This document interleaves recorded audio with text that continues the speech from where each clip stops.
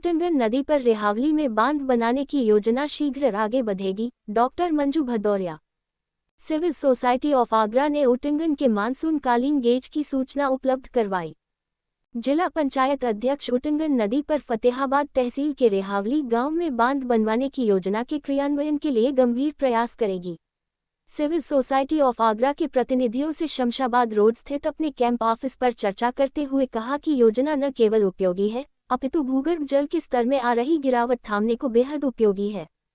Watershed प्रबंधन प्रभावी हो। सिविल सोसाइटी ऑफ आगरा के सदस्यों ने कहा कि जलाशयों के जलग्रहण क्षेत्रों वाटर कैचमेंट एरिया के जल प्रबंधन वाटरशेड को लेकर कोई ठोस कदम अब तक नहीं उठाए जा रहे हैं। इनमें प्रस्तावित रेहावली बांध बहुउपयोगी एवं अन्य योजनाओं के लिए आदर्श है। जनपद की गैर मानसून काल में जल शून्य रहने वाली उटंगन नदी तक में मानसून काल में पहुंचने वाली कई अरब घन मीटर जल राशि का संचय करने के लिए योजना बनाने तक पर काम शुरू नहीं हो सका है। योजना बनाकर शासन को तो भिजवाए।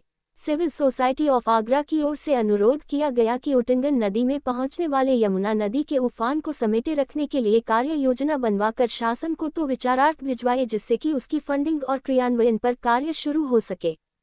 सिविल सोसाइटी ऑफ आगरा के द्वारा अधिशासी अभियंता अनुसंधान एवं नियोजन खंड अलीगढ़ के द्वारा अपेक्षित किए गए उटंगन और यमुना नदी के मानसूनकालीन जलस्तर की जानकारी में से उटंगन नदी के संबंध में संभव जानकारी तो उपलब्ध करवा दी है। अगर आवश्यक हुआ तो यमुना नदी के जलस्तर की 50 साला जानकारी भी उपलब्ध करवा दी जाएगी।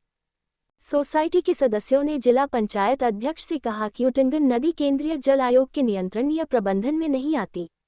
रेहावली गांव नदी की टेल पर है और बांध जहां बनाया जाना प्रस्तावित है वह स्थान यमुना नदी से 2 किमी दूर है।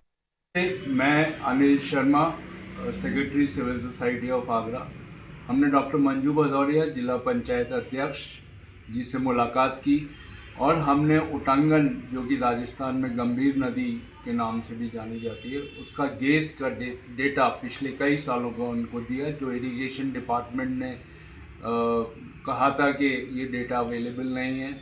हम दूसरी चीज़ ये भी कहना चाहते हैं कि उटंगन नदी केंद्रीय जल आयोग के दायरे में नहीं आती, तो इस पे बांध बनाने की जो प्रयास किया जा रहा है उस पे हमने डॉक्टर मंजू भदौरिया जी से बात की और रिक्वेस्ट की कि वो जल्दी से जल्दी जो शासन को भेजें, क्योंकि ये विपुल राशि है पानी की, जो अरनौटा रेलवे ब्रिज से लेके रेहावली गांव तक जब यमुना बैक मारती है तो ये वहाँ तक इकट्ठा होता है। इसको रोका जाए और पानी की समस्या को दूर किया जाए। धन्यवाद।